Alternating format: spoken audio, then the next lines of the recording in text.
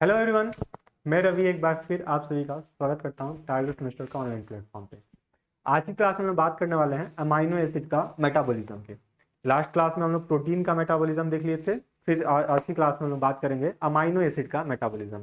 अच्छा, आपको याद आ रहा होगा सर, हम अमाइनो एसिड के बारे में कंप्लीट डिटेल स्टडी कर चुके थे, लेकिन उसका जो मेटाबॉलिज्म था आपके सिलेबस में अलग यूनिट करके दिया हुआ था। तो हम लोग आज की क्लास में अमाइनो एसिड का मेटाबॉलिज्म देखने वाले हैं कि क्या ये कैटाबॉलिज्म के माध्यम से होता है, परफॉर्म कराता है, या फिर एनाबॉलिज्म के माध्यम से कराता है। ठीक है, तो आज की क्लास आपकी इंपॉर्टेंट होने वाली है, क्योंकि यहाँ से अमाइनो एसिड के मेटाबॉलिज्म से आपसे अच्छे खासे क्वेश्चन पूछे जाते हैं। चाहे आपका बोल जाए सर प्रोटीन का मेटाबॉलिज्म बता दो या फिर अमाइनो एसिड का मेटाबॉलिज्म बता दो, तो आप यहाँ से इंक्लूड करते हुए आगे चलोगे। तो सबसे पहले अपने कॉपी में आप लोग हेडिंग डाल लीजिएगा अमाइनो एसिड का कैटाबॉलिज्म या फिर अमाइनो एसिड का मेटाबॉलिज्म का बात यहाँ पे ध्यान में रखिएगा। ठीक है, तो सबसे पहले आप लोग हेडिंग, आई थिंक कॉपी में आप लोग हेडिंग डाल दिया amino acid metabolism.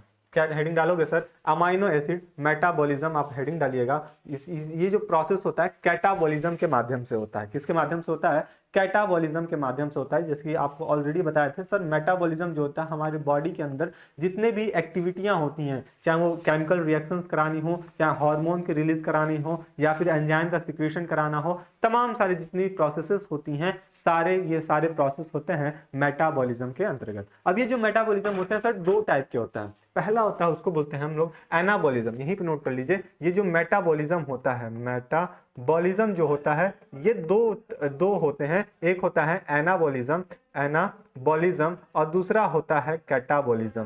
Catabolism, anabolism में हम बात करते हैं किसकी, कि यहाँ पे जो भी ऑर्गेनिक फूड मटेरियल्स हैं उनकी ब्रेक डाउन की जाएगी, है ना। क्या की जाएगी सर? ब्रेक डाउन की जाएगी। और यहाँ पे किसी भी टाइप का नो रिक्वायरमेंट ऑफ एनर्जी, है ना, या फिर एनर्जी यहाँ पे नहीं बनता है, ENERGY। लेकिन एनाबॉलिज्म, कैटाबॉलिज्म की बात करें तो यहाँ पे क्या होता है सर? एनर्जी रिलीज होते हैं। एनर्जी क्या होता है? यहाँ पे एनर्जी रिलीज होते हैं। तो ये चीज आप यहाँ पे ध्यान रखिएगा एनाबॉलिज्म और कैटाबॉलिज्म के बारे में। आई थिंक यहाँ पे छोटी छोटी बातें आपको कॉन्सेप्ट क्लियर हो गई होंगी। सबसे पहले हम लोग बात करते हैं सर इसमें हम लोग क्या क्या देखने वाले हैं। तो इसमें हम लोग डाइटरी प्रोटीन के बारे में देखेंगे। किसकी बात करेंगे सर? सबसे पहले हम लोग डाइटरी प्रोटीन के बारे में देखेंगे कि अपने जो फूड होते हैं इसमें हम कौन कौन से टाइप के प्रोटीन्स इंक्लूड करते हैं। क्या हम अपने फूड में प्रोटीन लेते हैं कि नहीं लेते हैं? तो आप बताना सर, अगर हम दाल खा रहे हैं, क्या खा रहे हैं सर? पल्सेस खा रहे हैं। अगर हम मीट खा रहे हैं, ठीक है, अगर हम फिश खा रहे हैं, तो इसमें हमको क्या मिलते हैं सर? ये सारे के सारे हमको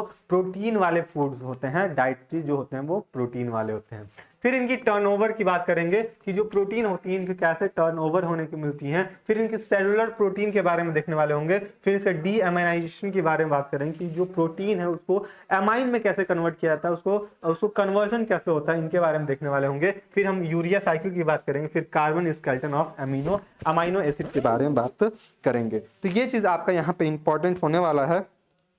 ठीक है, ये जो अपना एक तरह के कह लें कि हम लोग यहाँ पे फीडबैक देख लिए कि हमको क्या क्या पढ़ने हैं आज के क्लासेस में। तो हमको मेनली ये सारे चीज अपने क्लासेस में, आज के क्लासेस में हमको पढ़ने को देखने को मिलेगा। तो यहाँ से आपके क्वेश्चन आपको कहाँ से पूछे जाते हैं? तो ये यूरिया साइकिल से क्वेश्चन पूछे जाते हैं, ठीक है, और ये डाइटरी प्रोटीन होते हैं, यहाँ से क्वेश्चन पूछे जाते हैं। फिर आपका डीएमिनेशन जो होता है ये भी आपको इंपॉर्टेंट है। तो ये सारा चीज आपका इंपॉर्टेंट है, ये चीज आप यहाँ पे ध्यान में रखिएगा।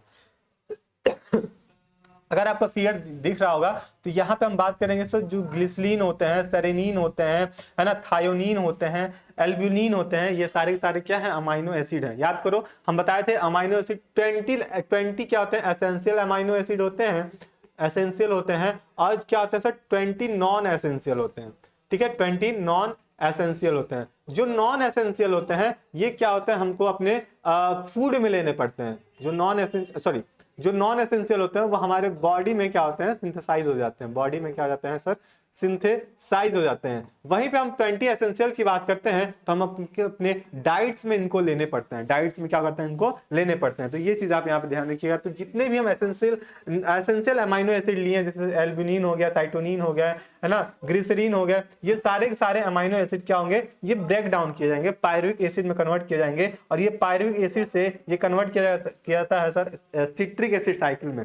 किसमें इंटर कर जाता है सर? सिट्रिक एसिड साइकिल में इंटर करता है, जिसको बोलते हैं यहाँ पे जो एसिटाइल कोएंजाइम है, जो एसिटाइल कोएंजाइम होता है, ये किसमें कन्वर्ट हो जाता है सर? साइट्रेट में कन्वर्ट हो जाता है। फिर यहाँ पे आइसोसाइट्रेट अल्फा क्यूटो वाला जो भी प्रोसेस है, ये सारे के प्रोसेस परफॉर्म किए जाते हैं, यानी कि टीसीए साइकिल में ये इंपॉर्टेंट इंक्लूड हो जाता है, और यहाँ से क्या होता है, ये इंपॉर्टेंट रोल प्ले करता है। तो ये चीज आप यहाँ पे ध्यान रखिएगा। सबसे पहले हम बात करेंगे सर अमाइनो एसिड की मेटाबॉलिज्म कैसे होती है। अमाइनो एसिड की मेटाबॉलिज्म कैसे होती है, तो सबसे पहले ये ध्यान रखना, जो मेटाबॉलिज्म होती है ये किस माध्यम से होती है सर, कैटाबॉलिज्म के माध्यम से होती है। कैसे होती है सर, कैटाबॉलिज्म के माध्यम से देखने को मिलती है हमको अमाइनो एसिड के मेटाबॉलिज्म। ठीक है, सबसे पहले हम बात करते हैं जो मेटाबॉलिज्म होता है 20 अमाइनो एसिड का, कॉमन अमाइनो एसिड का मेटाबॉलिज्म की जाती है। और ये जो 20 कॉमन मेटाबॉलिज्म अमाइनो एसिड होते हैं, ये सारे के सारे एसेंशियल अमाइनो एसिड होते हैं। कैसे होते हैं सर, एसेंशियल अमाइनो एसिड के अंतर्गत ये आते हैं, जिसमें सबसे पहले हम बात करेंगे सर नाइट्रोजन एटम की और कार्बन स्केलेटन। किसकी बात करेंगे सर, नाइट्रोजन एटम की बात करेंगे और कार्बन स्केलेटन की बात कर रहे होंगे। तो ये जितने भी आपके अमाइनो एसिड हैं, ये सारे के सारे ये क्या होते हैं सर, इनकी ब्रेकडाउन की जाती है, इनकी ओरिजिन या फिर मेटाबॉलिज्म देखने को मिलती है। सबसे पहले हम बात करते हैं फॉर मैमल्स। जितने भी मैमल्स होते हैं उनमें क्या होती है सर, 20 एसेंशियल और 20 नॉन एसेंशियल अमाइनो एसिड होते हैं। यहाँ पे नोट कर लीजिए सर, 20 एसेंशियल और 20 नॉन एसेंशियल अमाइनो एसिड होती हैं, जो कि जो नॉन एसेंशियल अमाइनो एसिड होती हैं वो बॉडी में ही क्या होती हैं सर, सिंथेसाइज हो जाती हैं। और लेकिन जो एसेंशियल अमाइनो एसिड होंगे वो हमको क्या लेना पड़ेगा, डाइट से, अपने फूड में के माध्यम से इसको हमको इंटेक करना पड़ेगा। ये चीज कॉन्सेप्ट हम लोग जब अमाइनो एसिड पढ़ रहे थे तो वहां पे भी इस कॉन्सेप्ट को हम लोग वहां पे क्लियर किए थे कि सर कौन कौन से एसेंशियल अमाइनो एसिड होते हैं और कौन कौन से नॉन एसेंशियल अमाइनो एसिड होते हैं। तो आपको एक ट्रिक बताए थे, history trip Argentina laying lady laying there. ठीक है, इस तरह का ट्रिक था आपका। तो उससे आप बताए थे सर ये एसेंशियल अमाइनो एसिड और नॉन एसेंशियल अमाइनो एसिड को डिफरेंशिएट कर दिए थे। आगे हम बात करते हैं जो अमाइनो एसिड होता है ये कैसा होता है सर, कैटाबॉलिक पाथवे के इंट्रोड्यूस होता है। यानी कि यहाँ पे जो अमाइनो एसिड होगा इसके ब्रेक डाउन होने पे यहाँ से क्या होगा सर, एनर्जी रिलीज होगा। इस प्रोसेस से क्या होगा, रिलीज एनर्जी। यहाँ से क्या रिलीज किया जाएगा सर, एनर्जी को रिलीज किया जाएगा, है ना। तो यहाँ देखो अमाइनो एसिड जो है ये डिग्रेड्स प्रोटीन और from the diets can be the use at the biosynthesis of the new protein. ये क्या करेगा, यहाँ से हमको अमाइनो एसिड को ब्रेक डाउन किया जाएगा और अमाइनो एसिड को ब्रेक डाउन करके यहाँ से नया बायोसिंथेसाइज किया जाएगा नए प्रोटीन का। अच्छा, आपको अमाइनो एसिड का फॉर्मूला पूछा जाए तो अगर अमाइनो एसिड आपको याद आ रहा हो तो तुरंत बताइएगा। अमाइनो एसिड होता है, ये क्या होता है, एक कार्बन अल्फा कार्बन से जुड़ा रहता है, जिसमें एक कार्बोक्सिलिक ग्रुप जुड़े रहते हैं। ठीक है, एक क्या होता है सर, कार्बोक्सिलिक ग्रुप होता है एक साइड में, कार्बोक्सिलिक ग्रुप, एक साइड में आर वेरिएबल, एक साइड में हाइड्रोजन ग्रुप और एक साइड में अमाइन ग्रुप यहां से जुड़े रहते हैं। ठीक है, तो ये चीज आप अमाइनो एसिड के बारे में ध्यान में रखिएगा। इसको और भी डिफरेंट तरीके से बना सकते हैं। कैसे बना सकते हैं इसको, ऐसे आप लोग केमिस्ट्री में तो बना के इसको फेमस मतलब एकदम बना चुके हो ना। यहाँ पे देखो H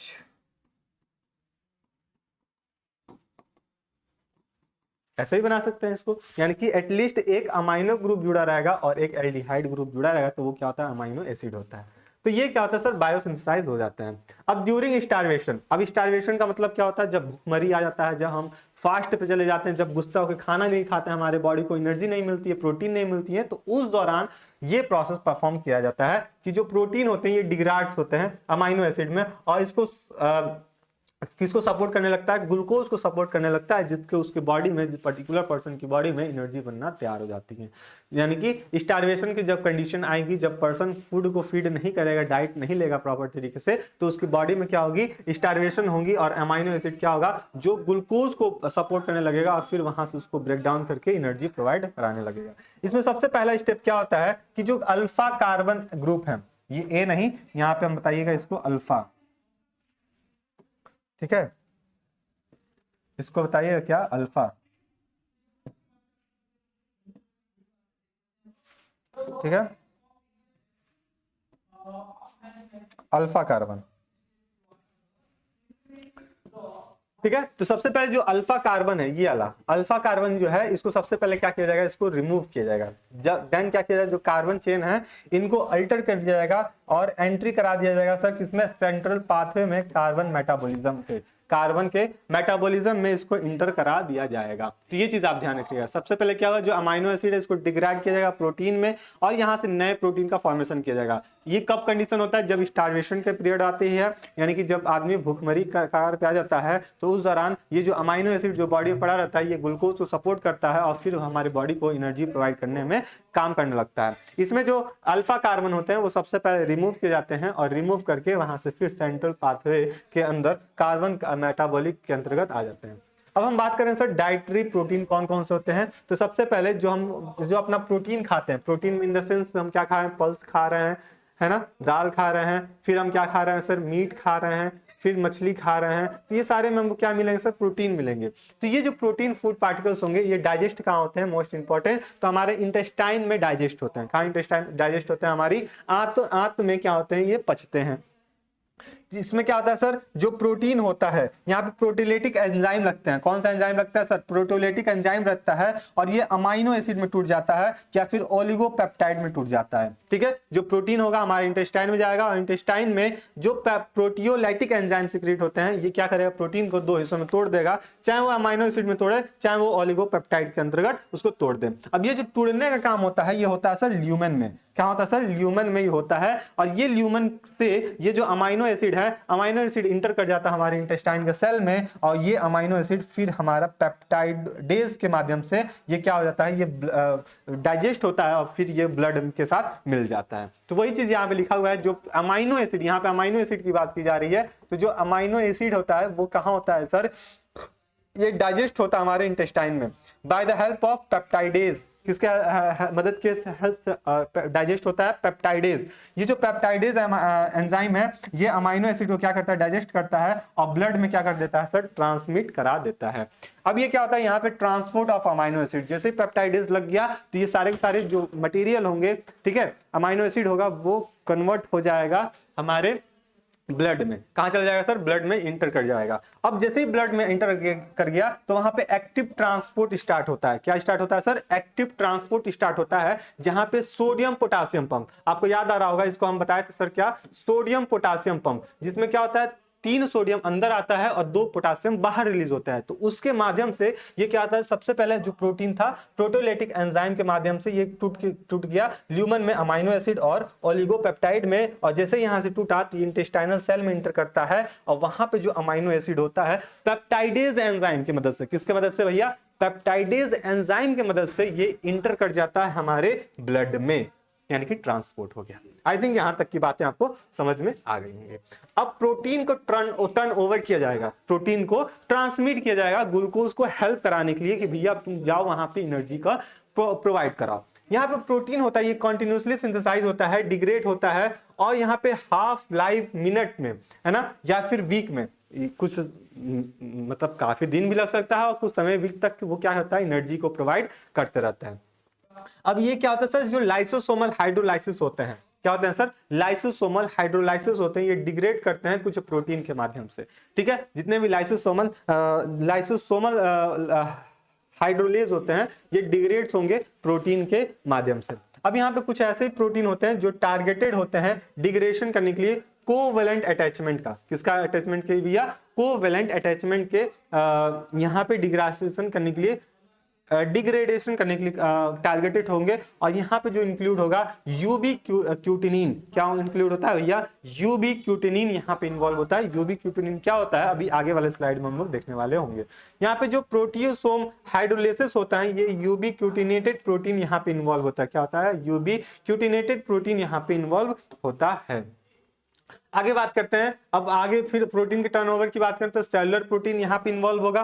क्या होगा सर, सेलुलर प्रोटीन यहाँ पे इन्वॉल्व होगा। फिर proteasome degrades protein with the ubiquinone tag के माध्यम से ये क्या हो जाएगा सर, ये ट्रांसमिटेड या फिर डिग्रेड्स हो जाएंगे।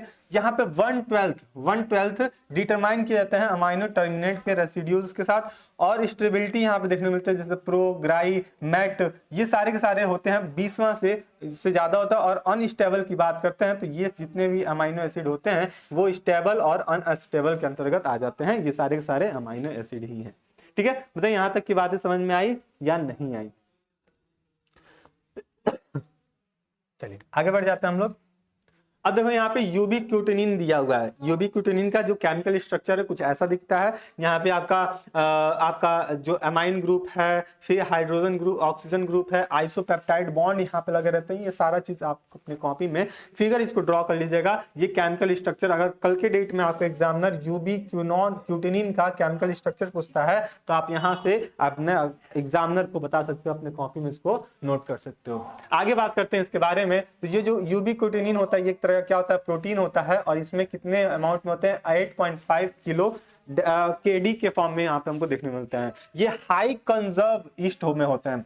ईस्ट में बात कर लें, ह्यूमंस में बात कर लें, ये हाईली कंजर्व हमको देखने में मिलते हैं। तो ध्यान देना कि जो यूबीक्यूटिनोन होते हैं ये ईस्ट में और ह्यूमन में सबसे ज्यादा कंज्यूम हुआ हमको मिल जाता है। यहाँ पे जो कार्बोक्सिलिक होते हैं ये टर्मिनल जो होते हैं, कार्बोक्सिलिक के जो टर्मिनल एंड होता है, यहाँ से लाइसिन अमाइनो एसिड ग्रुप का जो लाइसिन होता है ना, अमाइनो एसिड है लाइसिन, वो क्या होता है, इसके साथ जुड़ा रहता है कार्बोक्सिलिक टर्मिनल एंड के साथ। किसके साथ, कार्बोक्सिलिक टर्मिनल एंड के साथ। इसके साथ क्या जुड़ा रहेगा, अमाइनो एसिड का जो लाइसिन वाला स्ट्रक्चर है वो इसके साथ ऐड हुआ रहेगा, यानी कि ये क्या बना लेगा, यूबीक्यूटिनिन। अभी हम लोग फिगर में भी देखे थे।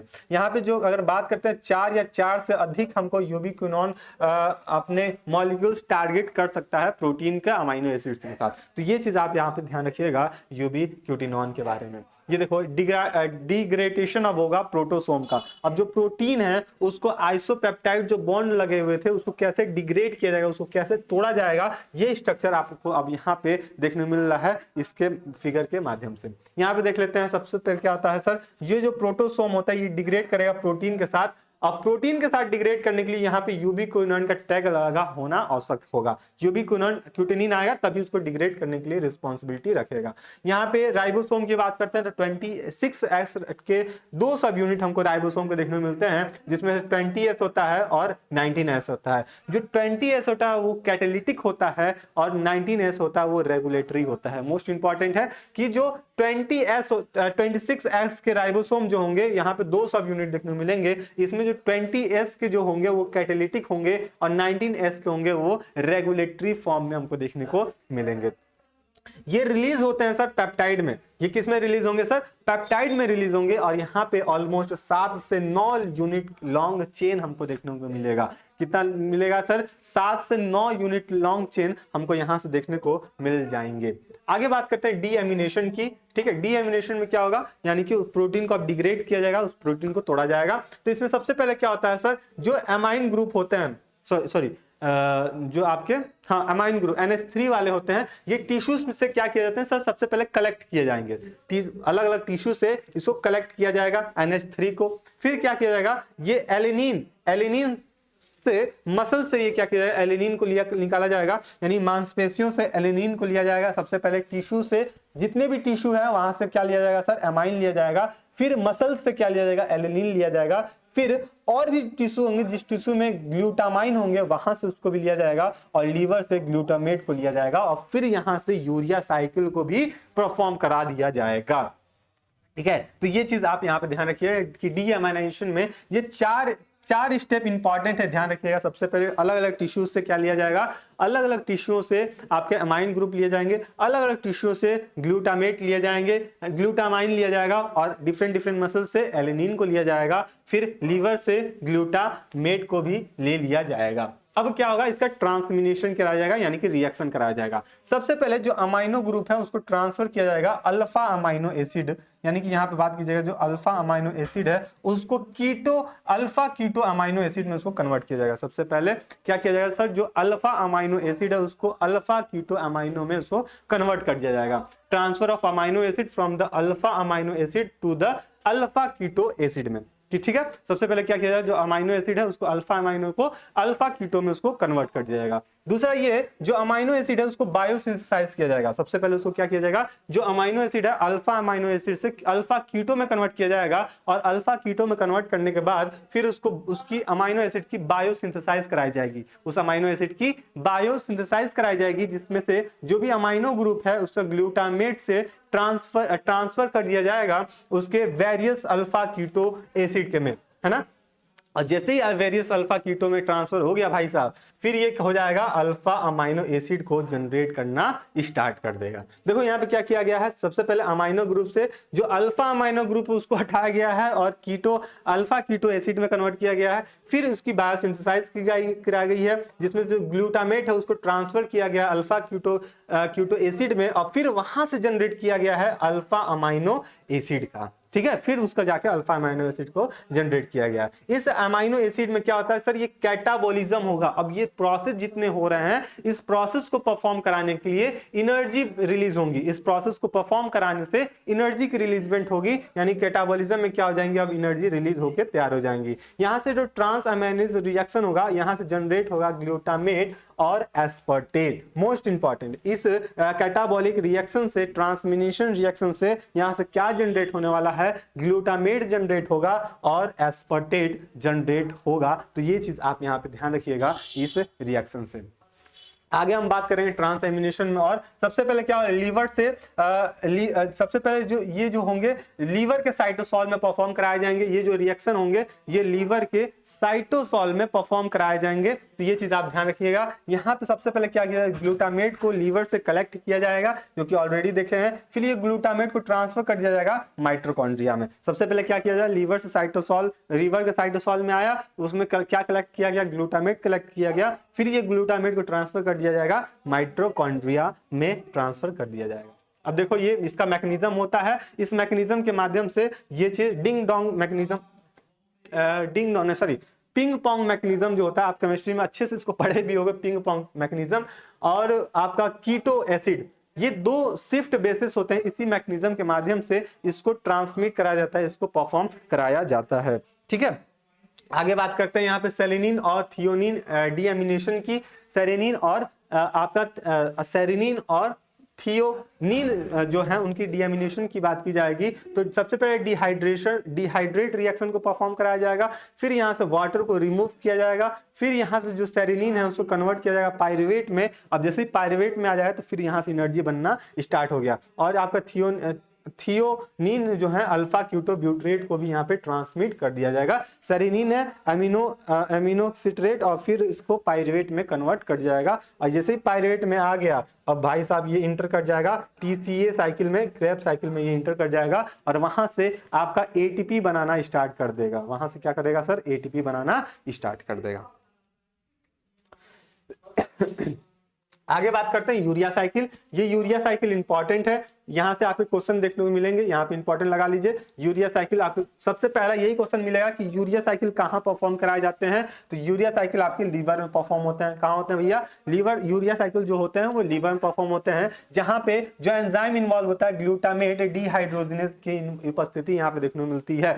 किसकी एंजाइम की, कौन सी एंजाइम होती है सर, ग्लूटामेट डिहाइड्रोजिनेज की एंजाइम उपस्थित होती है, जहां पे CPS1 यहाँ पे इन्वॉल्व होता है। साथ ही साथ यहाँ पे बाइकार्बोनेट और अमीनो रिएक्ट करते हैं। बाइकार्बोनेट जो होंगे और अमाइनो जो होंगे वो दोनों आपस में क्या होंगे सर, रिएक्ट, अमाइनो जो होंगे वो रिएक्ट करेंगे। यहाँ पे ये जो प्रोसेस होता है माइटोकॉन्ड्रिया में, ये रिएक्शन देखने को मिलता है। लीवर में तो होता चलता है, लेकिन जो लीवर के जो सेल ऑर्गेनेल्स होते हैं यानी कि माइटोकॉन्ड्रिया, वहां पे इस रिएक्शन को परफॉर्म कराया जाता है। साथ ही साथ साइटोसोलिक रिएक्शन भी यहाँ पे हमको देखने को मिलता है, यानी कि माइटोकॉन्ड्रिया के साइटोसोल में ये रिएक्शन देखने को मिलता है। साथ ही साथ यहाँ पे हम आर्जिनेज रिलीज होता है अपने यूरिया के माध्यम से, है ना।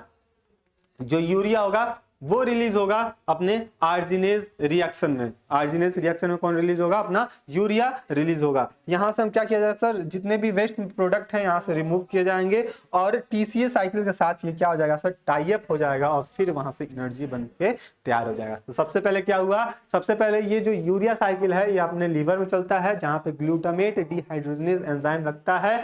साथ ही साथ यहाँ पे CPS1 इन्वॉल्व होता है। बाइकार्बोनेट को और अमोनिया आपस में रिएक्ट करता है। बाइकार्बोनेट और अमोनिया आपस में रिएक्ट करेगा। फिर यहाँ पे बात करेंगे कि सर जो माइटोकॉन्ड्रिया यहाँ पे रिएक्शन होता है, माइटोकॉन्ड्रिया रिएक्शन होता है। साथ ही साथ यहाँ पे साइटोसोलिक रिएक्शन भी यहाँ पे देखने को मिलते हैं। और सब यहाँ पे जो आर्जिनेट जो होगा वो यूरिया को रिलीज करेगा, और यहाँ से जितने भी वेस्ट मटेरियल है यहाँ से रिमूव किए जाएंगे, और ये TCA साइकिल के साथ क्या हो जाएगा सर, टाई अप हो जाएगा। ये देखो आपका रिएक्शन आपको यहाँ से बता सकते हो कि सर अगर आपसे पूछ लिया कि बता दो किसका रिएक्शन, साइकिल यूरिया साइकिल का आपका पूरा रिएक्शन बता दो, तो सबसे पहले क्या हुआ, ये अमाइनो एसिड है, ये अमाइनो एसिड ये कन्वर्ट होगा अल्फा क्यूटो एसिडिक एसिड में, किसमें कन्वर्ट होगा, अल्फा क्यूटो एसिड में कन्वर्ट होगा। अब ये जो अल्फा क्यूटो एसिड है यहाँ पे जो एंजाइम लगेगा ग्लूटामेट, इस ग्लूटामेट के माध्यम से ये कन्वर्ट हो जाएगा आपका NADH और NH4 में कन्वर्ट हो जाएगा, ठीक है। और फिर यहाँ से आपका यूरिया बन के तैयार हो जाएगा, फिर आपके यहाँ से यूरिया बन के तैयार हो जाएगा, ठीक है। अब देखो यहाँ पे डिटेल में यूरिया साइकिल की बात करें, इसकी साइकिल की बात कर लेते हैं। तो ये देखो ये ऑर्निथिन, इसको यूरिया साइकिल को ऑर्निथिन साइकिल भी करते हैं, ये भी नोट कर लेना। और ऑर्निथिन साइकिल, तो यूरिया साइकिल पूछा जाए, ऑर्निथिन साइकिल पूछा जाए तो आप लोग कंफ्यूज नहीं होगे। सबसे पहले जो आर्जिनिन है ये किस में कन्वर्ट हुआ, और ऑर्निथिन में कन्वर्ट हुआ, ठीक है, ऑर्निथिन में कन्वर्ट हुआ। ये फिर ऑर्निथिन आया सिट्रुलिन में, जहां पे माइटोकॉन्ड्रियल मैट्रिक्स इन्वॉल्व होता है, किसमें आता है सर, माइटोकॉन्ड्रियल मैट्रिक्स में। और फिर एस्पर्टेट यहाँ पे मिलता है, एस्पर्टेट साइटोसॉल में। और ये आर्जिनिन सक्सिनेट का फॉर्मेशन करता है, और आर्जिनिन सक्सिनेट से ये फ्यूमरेट जो होगा बाहर रिलीज हो जाएगा और ये कन्वर्ट हो जाएगा फिर आर्जिनिन में। तो अगर आपको फिगर बनाने की आए तो ये सारे फिगर आप यहाँ पे ड्रॉ कर दीजिए, इसको हम इरेज कर दे रहे हैं यहाँ पे। तो आप अपने कॉपी में इसको फिगर को बना लीजिए। सबसे पहले जो आर्जिनिन है यहाँ पे वाटर इंटर करता है, और आर्जिनिन में जैसे ही वाटर इंटर करेगा तो ये क्या बनाएगा सर, ऑर्थनीन बनाएगा। और ये ऑर्थनीन इंटर कर जाएगा आपका माइटोकॉन्ड्रियल मैट्रिक्स में। माइटोकॉन्ड्रियल मैट्रिक्स में जैसे ही आया ये कन्वर्ट हो गया सिट्रुलिन में। सिट्रुलिन अब साइटोसॉल में इंटर करेगा, और यहाँ पे एस्पर्टेट, साइटोसॉल से एस्पर्टेट आएगा, और एस्पर्टेट मिलके आर्जिनोसक्सिनेट बना जाएगा, और आर्जिनोसक्सिनेट से फ्यूमरेट बाहर निकलेगा और आर्जिनिन का फॉर्मेशन हो जाएगा। तो ये प्रोसेस अपने चलते रहते हैं यूरिया साइकिल अपने लीवर में। यहाँ पे माइटोकॉन्ड्रियल रिएक्शन होता है और साइटोसॉलिक रिएक्शन भी देखने को मिलता है। तो ये चीज आप यहाँ पे ध्यान में रखिएगा। और ये रहा आज का आपका क्लास। आई थिंक यहाँ तक सारे कॉन्सेप्ट आपके क्लियर हो गए होंगे, ठीक है। तो ये है आज का आपका क्लास। एक बार और देख लीजिए हम लोग क्या क्या बात किए हैं सर। सबसे पहले हम लोग बात किए हैं सर डाइटरी प्रोटीन क्या क्या होते हैं, फिर कितने टर्नओवर लेते हैं, सेलुलर प्रोटीन क्या होते हैं, और डीअमाइनेशन कैसे होते हैं, और यूरिया साइकिल कैसे परफॉर्म होते हैं। तो ये सारा चीज हम लोग आज की क्लास में देख लिए, ठीक है।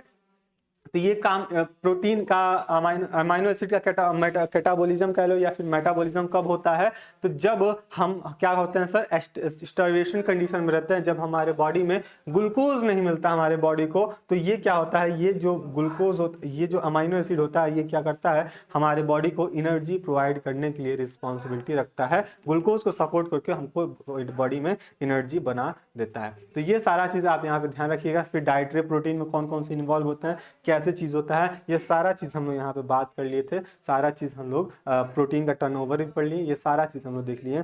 तो आई थिंक यहाँ तक का कोई भी आपको डाउट नहीं होगा, ठीक है। अब इसमें एक और टॉपिक और बच रहा है, न्यूक्लियोटाइड का कैटाबॉलिज्म या फिर कह लो मेटाबॉलिज्म, वो भी हम लोग उसमें बात कर लेंगे। डीएनए और आरएनए की मेनली उसमें हम लोग बात कर रहे होंगे। तो ये चीज़ हम लोग नेक्स्ट क्लास में देखेंगे। और फिर एक टॉपिक और बचेगा विटामिन, फिर आपका ये यूनिट क्या हो जाएगा, खत्म हो जाएगा, ठीक है।